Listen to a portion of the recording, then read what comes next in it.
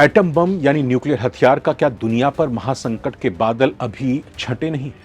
ये सवाल इसलिए क्योंकि ईरान के राष्ट्रपति ने ऐसा कदम उठाया, ऐसा फैसला लिया है जिससे हड़कंप मच सकता है। नमस्कार, मैं रविंद्र सिंह आपके साथ नवभारत टाइम्स आप देख रहे हैं। तो ईरान के राष्ट्रपति मसूद पेजेश्कियन ने बुधवार को कहा है कि देश ने अंतर्राष्ट्रीय परमाणु एजेंसी यानी आईएईए के साथ अपने सहयोग को सस्पेंड कर दिया है, निलंबित कर दिया है, यानी सहयोग अब नहीं करेंगे आईएईए को। बाहर का रास्ता दिखा दिया ईरान से। यह फैसला अमेरिकी हवाई हमलों में ईरान के महत्वपूर्ण परमाणु प्रतिष्ठानों को निशाना बनाए जाने के बाद लिया गया है। ईरान की सरकारी मीडिया ने इस फैसले की जानकारी दी। यह कदम ईरान की संसद द्वारा पारित एक कानून के तहत लिया गया जिसमें आईएईए के सहयोग से निलंबित करने की बात कही गई थी। यानी पहले संसद में बात की गई, अब राष्ट्रपति ने भी इसको एक तरह से कहें कि मंजूरी दे दी और इसे देश की एक संवैधानिक निगरानी संस्था से भी मंजूरी मिल चुकी है। इस फैसले के बाद माना जा रहा है कि मध्य पूर्व में, मिडिल ईस्ट में तनाव और भी बढ़ सकता है। यह कदम ईरान ने उठाया क्यों?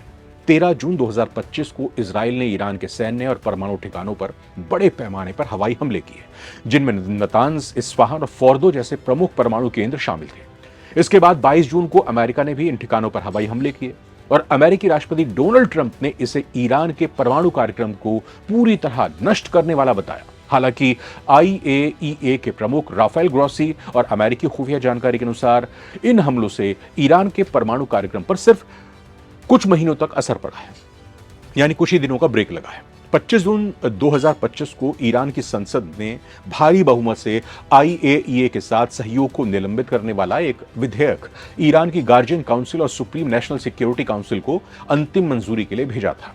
ईरान का कहना है कि जब तक उसके परमाणु ठिकानों की सुरक्षा की गारंटी नहीं मिलती, वो आईएईए के साथ कोई सहयोग नहीं करेगा। ईरान का कहना है कि उसका परमाणु कार्यक्रम केवल शांति से जुड़े उद्देश्य जैसे बिजली उत्पादन के लिए है, लेकिन आईएईए और पश्चिमी देशों का आरोप ईरान पर यह है कि ईरान 60% तक यूरेनियम संवर्धित कर चुका है, जो परमाणु हथियार बनाने की दिशा में एक महत्वपूर्ण कदम हो सकता है, क्योंकि 90% पर अगर इसको ले जाते हैं तो फिर परमाणु बम आप बना लेंगे और 5% ही यूरेनियम संवर्धित करना होता है जब आप उसको नागरिक इस्तेमाल के लिए यूज में लाते हैं। तो आईएईए के मुताबिक ईरान के पास इतना संवर्धित यूरेनियम है अभी कि वो कुछ ही हफ्तों में परमाणु बम बना सकता है। गुत्थी अभी 400 किलो संवर्धित यूरेनियम की भी बनी हुई है, वो कहां है ये पता नहीं। मई 2024 तक ईरान 60% शुद्धता वाला यूरेनियम उत्पादन कर रहा था, जो शांति के उद्देश्य के लिए काफी ज्यादा है।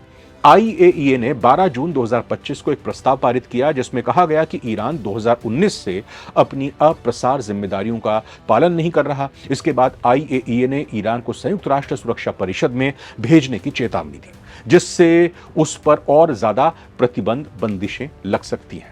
ईरान ने इस प्रस्ताव को राजनीतिक और अनुचित बताते हुए जवाब में नया यूरेनियम संवर्धन केंद्र खोलने और उन्नत सेंट्रीफ्यूज लगाने की घोषणा की। सेंट्रीफ्यूज हम आपको पहले भी वीडियोस में बता चुके हैं। सेंट्रीफ्यूज वो एक सिस्टम होता है जिसके जरिए यूरेनियम को संवर्धित किया जाता है, उसको और ज्यादा रिफाइन किया जाता है, यानी कि जो 60% है 90% अगर ले जाना है तो इसी सेंट्रीफ्यूज टेक्निक के जरिए, इसी सेंट्रीफ्यूज यंत्र के जरिए वो काम किया जा सकता है। अब ईरान के इस रुख पर अंतर्राष्ट्रीय प्रतिक्रिया भी सामने आई है। ईरान का तो कहना है कि आईएईए ने इजराइल और अमेरिका के हमलों की निंदा नहीं की, जिससे उसकी निष्पक्षता पर सवाल उठ रहे हैं।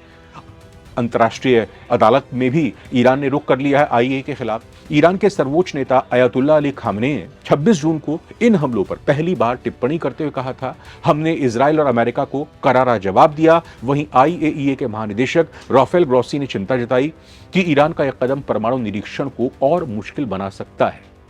ईरान के इस फैसले से क्षेत्रीय और वैश्विक तनाव बढ़ सकता है। विशेषज्ञों का भी मानना है कि यह कदम ईरान को परमाणु हथियार बनाने की दिशा में तेजी से आगे बढ़ा सकता है, क्योंकि आईएईए अब उसके यूरेनियम भंडार की निगरानी नहीं कर पाएगा।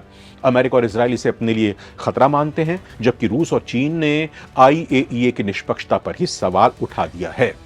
तो क्या अब ईरान आगे अपने परमाणु बम को बनाने के लिए बढ़ेगा? क्या अब ईरान आईएईए को जो बाहर का रास्ता दिखा चुका है, फिर से अपने घर के दरवाजे खोलेगा और कहेगा कि आइए जांच कर लीजिए?